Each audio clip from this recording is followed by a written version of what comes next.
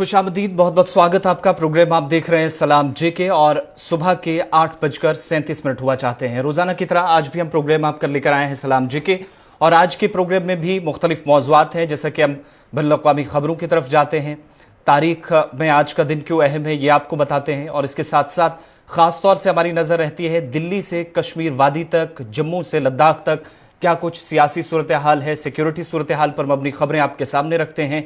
उनके न सिर्फ तफसीलात आप तक पहुंचती हैं बल्कि उन पर तज्जिया भी किया जाता है और इसी तरीके से खबरें पहुंचाने के साथ साथ हमारी कोशिश रहती है कि प्रोग्राम में मुख्तलिफ मौज़ूआत पर कुछ मेहमानों को शामिल करके इस प्रोग्राम को अगले 90 मिनट तक आपका पहुंचाने का जो हमारा मकसद रहता है, आपके मसाइल, आपसे जुड़े हुए जो मसाइल इंतज़ामिया तक आखिरी 20 मिनट में कॉल्स के ज़रिए पहुंचाने की हमारी कोशिश और दुनिया भर की खबरें आप तक सुबह सुबह, जहां चाय की चुस्कियों के साथ आप घर के दीगर कामों में मसरूफ़ रहते हैं, वहीं पर आपको दुनिया की बड़ी और उसके साथ साथ जम्मू कश्मीर के अंदर पिछले 12-24 घंटों में क्या कुछ रहा, अगले 24 घंटों के भीतर क्या कुछ होने वाला है, इन तमाम मामलात पर हमारी गहरी नज़र रहती है और कोशिश हमारी रहती है कि जम्मू कश्मीर से लेकर दिल्ली तक अपने नुमाइंदों के साथ साथ कुछ मेहमानों से भी आपकी बात करवाएं या फिर उनकी बात भी आपको सुनाएं ताकि प्रोग्राम सही तरीके से आपके सामने बात रखी जा सके और सिक्योरिटी उमूर पर जो मबनी मामलात हैं या दीगर मसाइल हैं आवाम के, वो तमाम चीज़ें आपके सामने रखी जाए। आज के प्रोग्राम में भी मुख्तलिफ मौज़ूआत हैं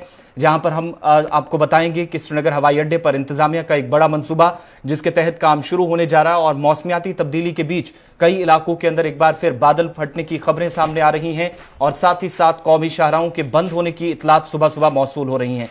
जब सिक्योरिटी सूरत हाल की बात करेंगे तो खबर आपको बताएंगे कि जम्मू सूबे के अंदर ड्रोन की नकलो हरकत बढ़ी है, इन सब के बीच में सिक्योरिटी अलर्ट पर है और लद्दाख के अंदर एक बड़ा मुआहिदा तय पाया है जहां परसों मीटिंग खत्म हुई 9.5 घंटे की, उसके बाद भारत और चीन के बीच मीटिंग हुई है। लेकिन प्रोग्राम का आगाज जैसे कि रोजाना की बुनियाद पर हमारी कोशिश रहती है कि सबसे पहले हिस्ट्री ऑफ द डे क्या है उससे आपको रूबरू करवाया जाए और आज भी आज के दिन के हवाले से बात करेंगे।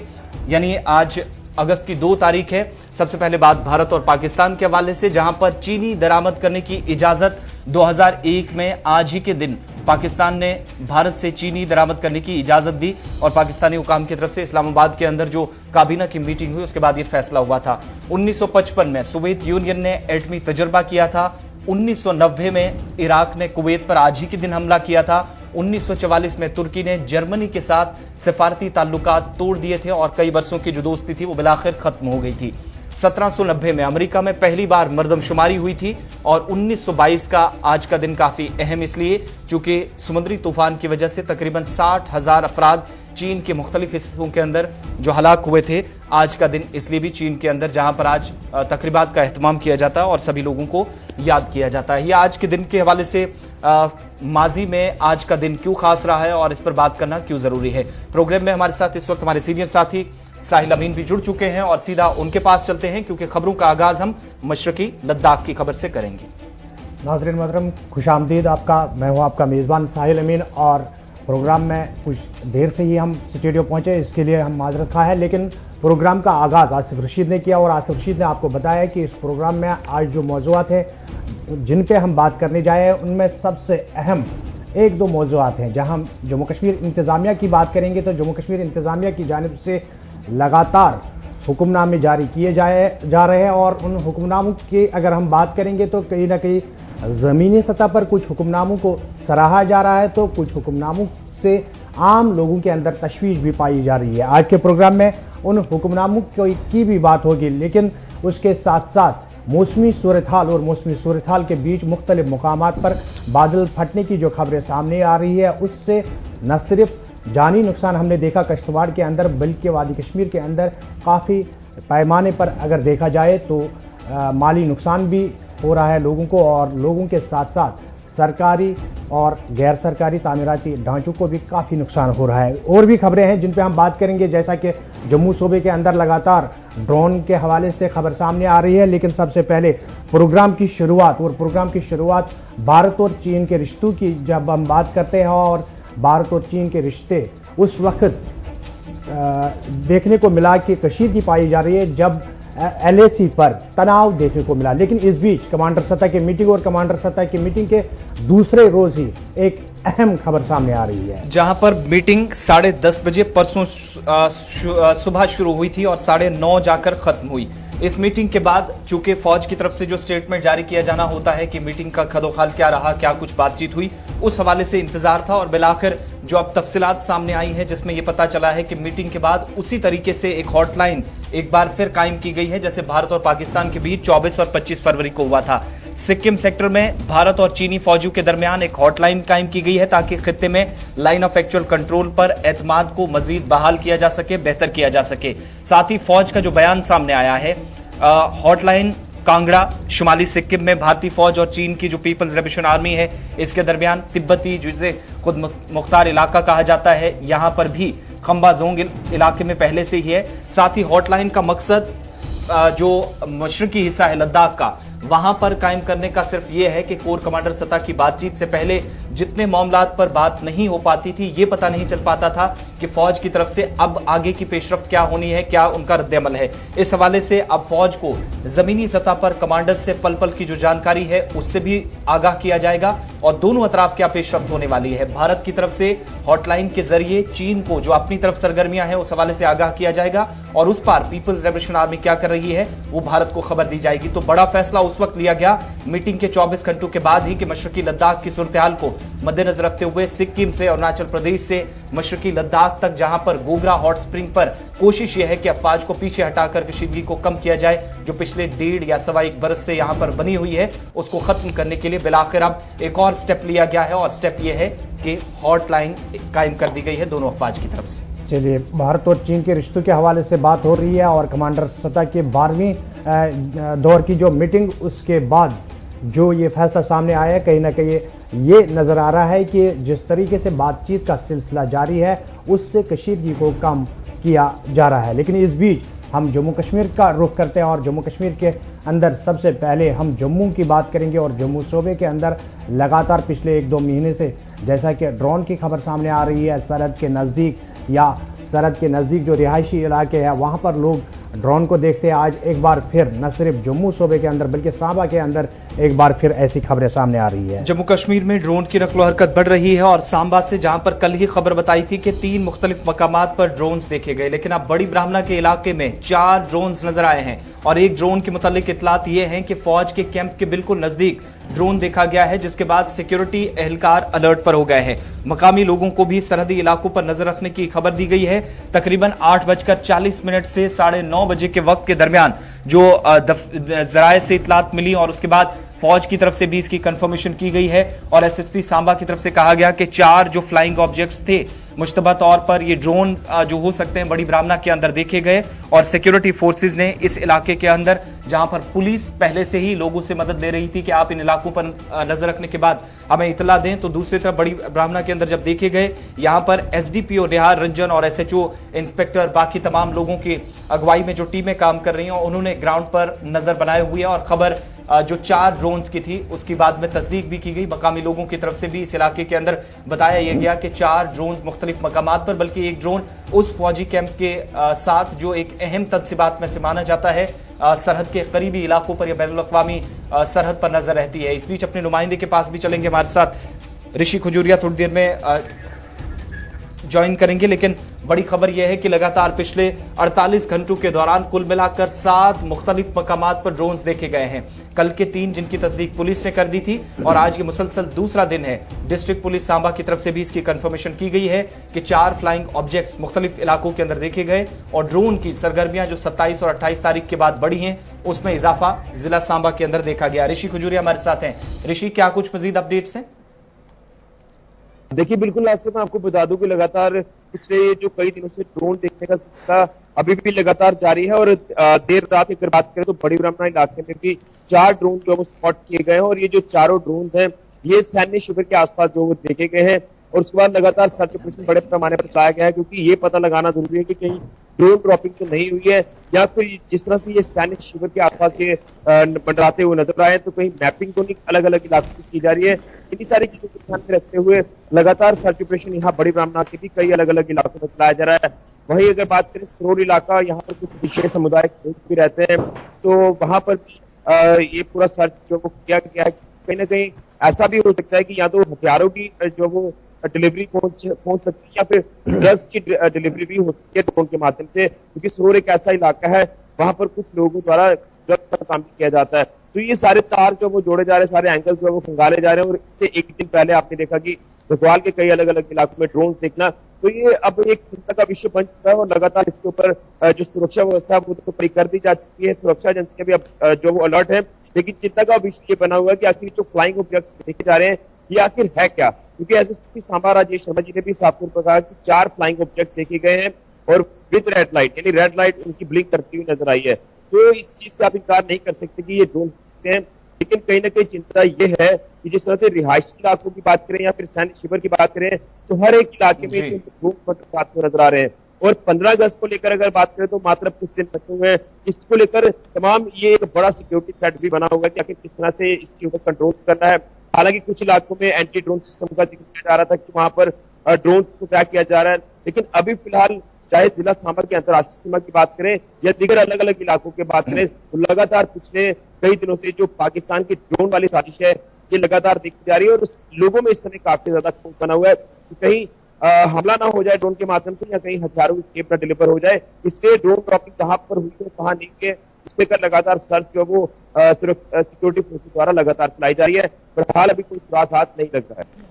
चलिए ऋषि, आपका बहुत बहुत शुक्रिया ताज़ा तरीन तफसीलात फराहम करने के लिए। ये थे ऋषि खजूरिया जो कि सांबा से तफसीलात फराहम कर रहे थे। और ड्रोन का सिलसिला जो जम्मू सूबे के अंदर, खासकर सांबा के अंदर जिस तरीके से हमने देखा, तो यहाँ पर ऋषि खजूरिया इस हवाले से तफसीलात फराहम कर रहे थे कि जहाँ सिक्योरिटी फोर्सेस इस चीज़ का पता लगाने की कोशिश कर रहे हैं, वहीं पर दूसरी जानिब जो मुकामी लोग हैं उनके अंदर खौफ हिरास भी पाई जा रही है। लेकिन ड्रोन के साथ साथ और भी मामलात हैं, और उन मामलात में सबसे पहले अब हम बात करेंगे जो बादल फटने का सिलसिला जम्मू कश्मीर के अंदर और ख़ासकर वादी कश्मीर के अंदर, अगरचे महकमे मौसमियात की जानिब से पहले ही इस बात की तस्दीक की गई कि 30 जुलाई के बाद वादी के मौसम में बेहतरी आएगी। लेकिन कल 31 और 1 अगस्त को भी हमने देखा कि मुख्तलिफ मुकामात पर शुमाल जनूब में बादल फटने की खबरें सामने आ रही है। जहाँ कुलगाम से ये खबर सामने आई थी, वहीं पर अगर हम बात करेंगे वस्ती कश्मीर गांदरबल की, तो गांदरबल से भी बादल फटने की खबर सामने आई। सुंबल बल्ला कंगन का इलाका है जहां पर बादल फटने के बाद तबाही देर रात मची है। ऑपरेशन चलाकर कई लोगों को महफूज मकामात पर मुंतकिल किया गया। मुतासरा इलाकों से जो एसएसपी गांदरबल का स्टेटमेंट आया है और सतह आब में जो इजाफा मुसलसल हो रहा है और इसके पेश नज़र अलर्ट जारी किया गया है। आसपास के नदी नालों पर न जाने की लोगों को तलकीन की गई है, इज्तनाब करें। रात से ही लगातार लाउड स्पीकर के जरिए ऐलान किया जा रहा है और मुख्तलिफ इलाकों के अंदर जहां पर कार्रवाई पुलिस के साथ साथ मकामी लोगों की तरफ से शुरू की गई है। और खबर यह है कि कई रिहायशी मकानात को नुकसान पहुंचा है, हालांकि जुज़वी नुकसान की इतलात हैं, लेकिन अच्छी खबर यह कि फिलहाल कोई जानी नुकसान इस इलाके के अंदर नहीं हुआ है बादल फटने के इस वाक़े के बाद। दूसरी तरफ श्रीनगर लेह शाहरा मुसलसल तीसरा दिन है, बार बार गाड़ियों की आमदोरफ्त यहाँ मुतासिर हो रही है। चूंकि एक बार फिर खबर यह है कि कौमी शाहरा के ऊपर मलबा गिराया है जिसको हटाने में मजीद वक्त लग सकता है। और खराब मौसमी सूरत हाल में बचाव टीमें जो एक तरफ काम कर रही थी मुतासरा इलाकों के अंदर जहां बादल फटे हैं, दूसरी तरफ कौमी शाहरा की फौरी तौर बहाली में बीआरओ समेत बाकी एजेंसियों को मुश्किलात पेश आ रही हैं। जहां सख्त खराब मौसम है, एक तरफ ठंड आहिस्ता आहिस्ता बढ़ रही है, लेकिन बारिश भी मूसलाधार कुछ इलाकों के अंदर हो रही है। और ऊपरी इलाकों में बादल फटने के बाद निचले इलाकों में असर इसका देखा गया है। सीधा गांदरबल चलते हैं, सलीम वानी हमारे साथ हैं। नुकसान की इतलात मिली है, जानी नुकसान अभी तक कोई नहीं हुआ जो ऑफिशियल कंफर्मेशन हो पाई है। और इस बीच कंगन के इस इलाके में सुंबल बला कंगन का इलाका है, 2 घंटों तक बताया जाता है अहम राब्ता सड़क जो कि बंद रही है। बीआरओ की तरफ से 122 आरसीसी की तरफ से हालांकि कार्रवाई इस इलाके के अंदर की जा रही है फौरी तौर सड़कों की बहाली के लिए। दूसरी तरफ फ्रेश जहां पर मड स्लाइड एक बार फिर हुआ है श्रीनगर लेह शाहरा पर, इसलिए लेह जाने वाला ट्रैफिक भी एक बार फिर मुतासिर हुआ है, उसमें भी खलल पड़ा है। एसएसपी गांदरबल के स्टेटमेंट के मुताबिक जहां पर मुख्तलिफ इलाकों के अंदर फ्रा गांव है कंगन में, यहां पुलिस के साथ साथ और गुंड पुलिस की सुपरविजन के तहत जो इस वक्त भी ऑपरेशन चल रहा है। रात देर गए जो कार्रवाई शुरू की गई थी और कई लोगों को यहां से महफूज मकामात की तरफ मुंतकिल किया गया। हमारे साथ सलीम वानी गांदरबल से हैं। सलीम, सुबह सुबह की क्या कुछ सूरत हाल है और अपडेट? देखो आसिफ, कल शाम को जो 2 जगह पे ये एक जगह पे क्लाउड बर्स्ट हुआ, सुरफा बाला में एक नाला है तो उसके ऊपर भी इलाका में क्लाउड बर्स्ट हुआ। और जो श्रीनगर कौमी लेह शहरा है उधर सुंबल के मुकाम पे एक बड़ी लैंडस्लाइड आई और 2 घंटे को ट्रैफिक वहां पे बंद करना पड़ा। क्योंकि वहां पे काफी बड़ी लैंडस्लाइड आई। उसके बाद जो क्लाउड बर्स्ट हुआ जो कल शाम को सुरफावाला में, उसमें पुलिस ने बड़ा अहम रोल निभाया, वहां पे लोगों को सेफर मुकाम पे पहुंचाया। वहां पे एसडीपीओ कंगन, एसएचओ गोंड, एसएचओ कंगन जो पहले वहां पे पहुंचे, और फिर बाद में गांधरबल से एसडीआरएफ की टीम भी वहां पे पहुंचे। और जो वहां पे लोगों का कहना है कि बर वक्त कार्रवाई हुई, अदरवाइज बड़ा हादसा होता था, क्योंकि पानी का फ्लो आहिस्ता आहिस्ता बढ़ गया और उनको फिर सेफर साइड पे पहुंचाया। और रात देर 2 बजे तक वो वहां पे रेस्क्यू ऑपरेशन चला, और फिर बीआरओ ने वहां पे लैंडस्लाइड को भी क्लियर किया। वन वे ट्रैफिक भी रेस्टोर हो गया, अभी काम चल रहा है, थोड़ी देर में डबल साइडेड ट्रैफिक रेस्टोर करेंगे। और जो सुरफावाला में जो वहां पे क्लाउड बस्ट हुआ, तो वहां पे सब लोगों को ये कहा गया है कि क्योंकि वो नाला बड़ा तेज नाला है, तो उनके घर वालों को ये भी कहा गया है कि नजदीक मत जाइए, उधर मत जाइए।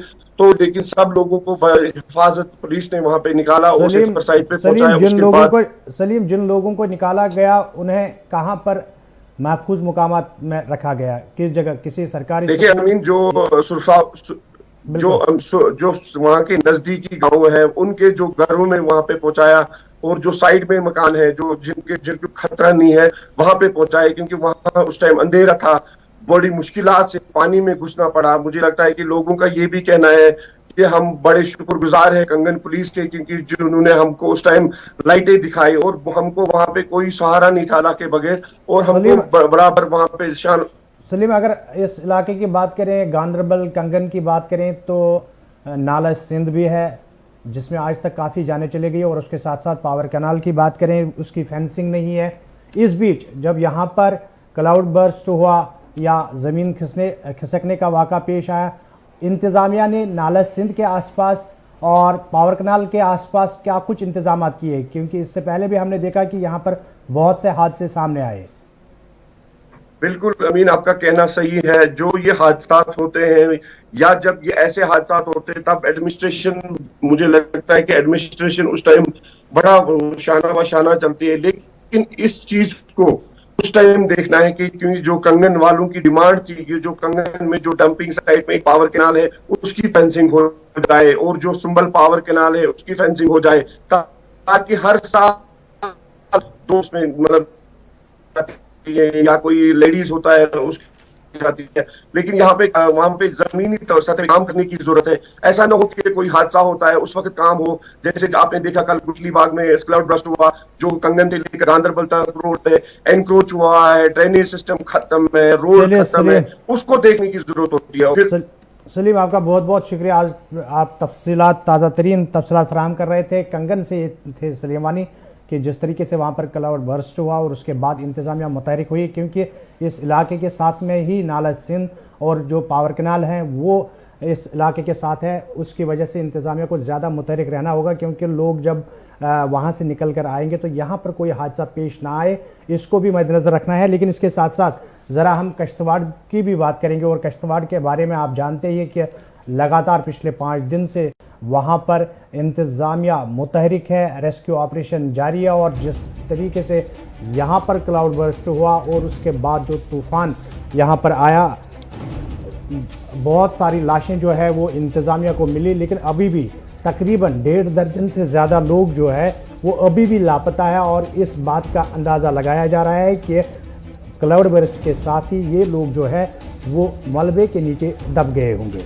किश्तवाड़ के अंदर आज 6ठा दिन है। सुबह खबर आ रही कि ऑपरेशन जरूर चल रहा है, लेकिन ऑपरेशन में तकरीबन 5 दिन गुजर गए, जो आखिरी 5 दिन गुजरे हैं। पहले दिन जब कार्रवाई हुई थी तो 7 लाशें जो बरामद की गई थी, जिनमें 3 खवातीन शामिल थी। 19 लोग अब भी जो भारी मलबे के नीचे दफन हैं या इस इलाके से बह गए हैं। ज़्यादा तफसीलात अभी तक नहीं मिल पाई हैं। SDRF है, NDRF है, किश्तवाड़ पुलिस का बड़ा रोल इस इलाके के अंदर, और मकामी लोगों की मदद से बड़े पैमाने पर ऑपरेशन चलाया जा रहा है। लेकिन कार्रवाई यहाँ पर इसलिए भी मुश्किल हो रही है। एक तो ख़राब मौसमी सूरत हाल, जब वक्फे से यहाँ पर बारिश शुरू हो जाती है तो वो भी एक परेशानी बड़ी बनती है।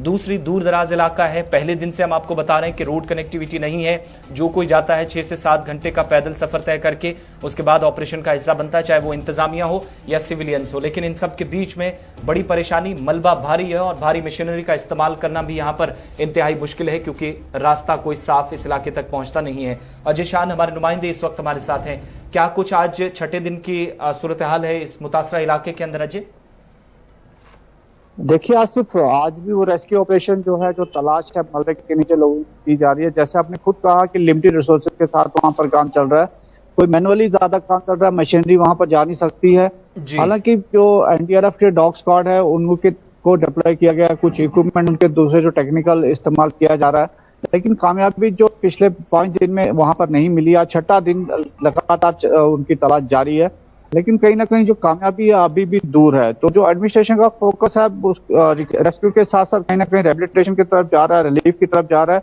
आज जिला किश्तवाड़ में एक अहम बैठक होने जा रही है, क्योंकि जिला किश्तवाड़ के न सिर्फ दक्षिण होंजड़ में बल्कि दक्षिण का एक क्याड़ इलाका आता है जहां पर क्लाउड बर्स्ट से तबाही हुई है, जानी नुकसान नहीं हुआ है। पाडर एक इलाका है जहां पर क्लाउड बर्स्ट के कारण काफी प्रॉपर्टी का नुकसान हुआ है। इसी तरह से बौंजवा एक इलाका है जहां पर तबाही मची है।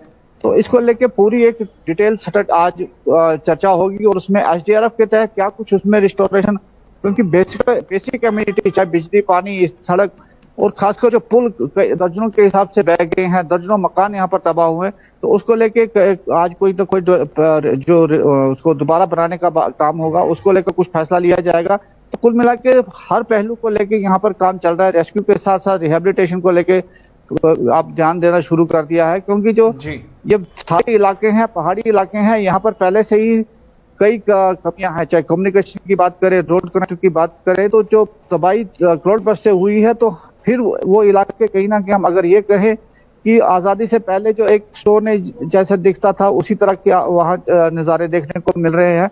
तो कहीं ना कहीं परेशानियां काफ़ी हैं, लेकिन प्रशासन की तरफ से सारी मोबिलाइजेशन देखने को मिल रही है। डिफरेंट डिपार्टमेंट्स के अधिकारी और जो भी जिला अधिकारी हैं आज वो उस मीटिंग में रहने वाले हैं, तो कुछ ना कुछ यहाँ पर पॉजिटिव सामने जरूर आएगा। लेकिन जो पूरा रेस्टोरेशन का काम है इसमें लंबा समय लगने वाला है। तो लेकिन सबसे बड़ी चिंता आज भी वही बनी हुई है कि जो 19 के करीब लापता हैं, कहाँ पर हैं, तो उसको लेके उनके परिवारों में हालांकि अब उम्मीदें कम है। समय बीत 6 दिन से ज्यादा का समय हो चुका है, तो कहीं ना कहीं प्रशासन के सामने भी एक चैलेंज आप ये खड़ी हो गई है कि आखिर उनको डेड डिक्लेयर किया जाए या क्या किया जाए, क्योंकि टेक्निकल चीजें काफी बीच में सामने आ रही है।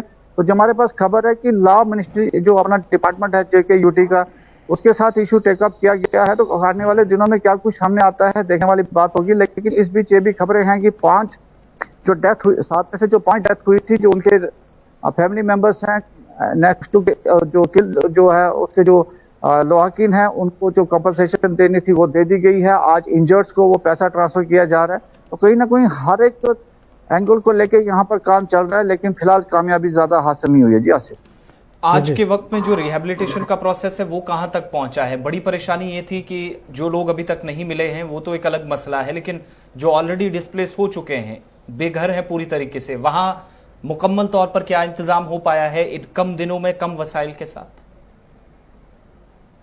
देखिए जो फौरी तौर पर उनको जो नजदीकी घर थे, पड़ोस में जो आसपास के घर थे, वहां पर रिहेबिलिटेट किया गया है। सरकारी स्कूल की बिल्डिंग थी उसको खाली करके उनको वहां पर रखा गया है। कुछ टेंट वहां पर भेजे गए हैं, लेकिन जो इलाका वहां पर है, क्योंकि पर्सनल लैंड पे सारे मकान बने हुए थे, उनको वहां की जो उनकी कंसेंट लेके उनको जहाँ रिहेबिलिटेट करना है वो एक लंबा प्रोसेस है। उसके लिए जैसे वहां पर इमारती लकड़ी की जरूरत होती है, डीएफओ कंसर्न जो है उस इलाके के, उनको कहा गया और उन्होंने कहीं ना कहीं लकड़ी जो इमारती लकड़ी है वो मंजूर कर दी है।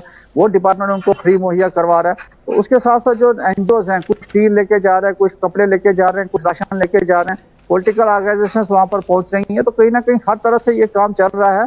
लेकिन जो टेरेन है, ज्योग्राफिकल सिचुएशन है, उसको देखते हुए रफ्तार वहां पर जिस तरह से रेस्क्यू में हमें रफ्तार कम नजर आई, उसी तरह से रिहेबिलिटेशन में भी इसमें रफ्तार कम ही रहने वाली है, क्योंकि जो ग्राउंड रियलिटी यही बता रही है कि वहां पर कठिनाइयां ज्यादा हैं। तो उसको देखते हुए जो रफ्तार रहेगी रिहेबिलिटेशन की भी, वो भी कम ही रहेगी। जी चलिए ऋषि, आपका बहुत बहुत शुक्रिया। अजय शांत थे हमारे साथ किश्तवाड़ से, जो कि तफसीलात फराहम कर रहे थे जो यहाँ पर वाक़ा पेश आया बादल फटने का, उसके बाद जो सूरत हाल बनी हुई थी पाडर दच्चन के इलाके में, तो उस पर ये तफसीलात फराहम कर रहे थे। लेकिन इसके साथ साथ अब जम्मू कश्मीर इंतज़ामिया के मामलात के हवाले से भी बात करेंगे। और जम्मू कश्मीर इंतज़ामिया की जानिब से आए रोज़ ऐसे हुक्मनामे जारी किए जा रहे हैं जो कभी कभार ज़मीनी सतह पर बिला झिझक लोग एक्सेप्ट करते हैं, और कभी कभार उस पर न सिर्फ अवामी हलकों में बल्कि सियासी हलकों में भी तशवीश पाई जा रही है। हम उस हुक्मनामे की बात करेंगे जो कल जम्मू कश्मीर इंतज़ामिया की जानिब से जारी किया गया जिसमें कहा गया है कि मिलिटेंसी से जो लोग जुड़े हैं और संगबाजी के वाक़ात में जो लोग मुलव्वस होंगे उनके लिए सरकारी नौकरी के दरवाजे बंद, यहाँ तक कि उन्हें पासपोर्ट फराहम करना भी मुश्किल हो गया है। ये जम्मू कश्मीर इंतज़ामिया का फैसला, लेकिन उसके साथ साथ अवामी सतह पर क्या कुछ कहा जा रहा है, सियासी सतह पर क्या कुछ कहा जा रहा है इस हुक्मनामे को लेकर आपको बताते चले कि जिस तरीके से जम्मू कश्मीर के अंदर और खासकर वादी कश्मीर के अंदर हालात पर काबू पाने के लिए न सिर्फ जम्मू कश्मीर इंतज़ामिया बल्कि जम्मू कश्मीर पुलिस की जानिब से एक रास्ता खोला गया था कि नौजवानों को दोबारा कौमी दायरे में लाने की कोशिश की जाएगी और उसके हवाले से एक बाज़ाब्ता तौर पर एक पॉलिसी भी बनाई गई। लेकिन इस बीच जब ये हुक्मनामा आया तो इससे कहीं ना कहीं उन लोगों के अंदर मायूसी भी देखने को मिल रही है। सीआईडी की हिदायत के मुताबिक तमाम फील्ड यूनिट्स के जो अफसरान हैं उनको हिदायत दी गई है कि वो इस बात को यकीनी बनाएं, चाहे वो पासपोर्ट हो, सरकारी नौकरी हो और किसी भी सरकारी खिदमात या खासतौर से स्कीमों का फ़ायदा जो सरकार की तरफ से शुरू की जाती है। ये हुक्मनामा आपकी टीवी स्क्रीन पर, और इसके लिए ख्वाहिशमंद शख्स अगर पत्थरबाजी या उन मामलात में मुलव्वस ना हो, जो मुल्क मुखालिफ सरगर्मी ना हो, तो वहाँ पर मुल्क की सलामती के लिए कोई ख़तरा ना हो, तो इन तमाम चीज़ों का सख्ती से नोटिस लिया जाए। यानी आप वेरिफिकेशन का जो प्रोसेस है वो और भी मुश्किल होगा, कठिन होगा, और सिर्फ सरकार ने कागजों तक ही इसे महदूद नहीं रखा है, डिजिटल प्रोसेस के तहत भी पहुंचा जाएगा। सरकार इस पर डिजिटल तरीके से भी नजर रखने वाली है कि किसकी क्या बैकग्राउंड रही है, किसके खिलाफ कहां पर केस है। आपको याद होगा कि जम्मू कश्मीर के अंदर खासकर वादी में साल 2010 के बाद हजारों ऐसे नौजवान थे जिन पर पथराव के केसेस में जिन पर मुकदमे दर्ज हुए थे, या फिर आज तक कई लोगों के खिलाफ कार्रवाई हो रही है या उनके खिलाफ मुकदमे दर्ज हैं। लेकिन सिक्योरिटी क्लियरेंस मिलना, अब इनमें से बहुत सारे नौजवान ऐसे हैं, कई तो उम्र की हदें पार कर चुके हैं, कई लोग नौकरी के लिए अप्लाई करेंगे, पासपोर्ट के लिए अप्लाई करेंगे, तालीमी सरगर्मियों के लिए हो सकता है मुल्क के बाहर जाना उनको पड़े, तो इन तमाम में अब उन्हें कठिन परिस्थितियों से या चैलेंजेस से बहुत ज़्यादा गुजरना पड़ेगा। हमारे साथ हमारे सीनियर साथी सैयद तजम्मुल इसे पर ज्वाइन कर चुके हैं। सैयद तजम्मुल, सरकार की कोशिश कि उस गैप को जो गुज़श्ता कई बरसों से रहा है पुलिस और आम आवाम की या नौजवानों के दरमियान, उसको फिल्म करते करते इस तरह का जब हुक्मनामा जारी हुआ तो इस पर एक तो अवामी रद्द-ए-अमल क्या है, या जो सरकार की कोशिश थी पुलिस महकमे की खास तौर से जिस पर फोकस डीजीपीज हमेशा से देते रहे कि मेन स्ट्रीम में लाने का एक वाहिद रास्ता कि नौजवानों के साथ जुड़ा जाए, उनकी काउंसलिंग हो, तो क्या इस तरह के हुक्मनामे से कहीं उस पर मनफी असरात तो मुरतब नहीं होंगे? आसिफ, बहुत बहुत शुक्रिया। साहिर साहब, आपका भी शुक्रिया। जम्मू कश्मीर में कब कुछ किस तरह से क्या हुक्मनामे आएंगे ये कहना बहुत कबल अज़ वक्त होगा।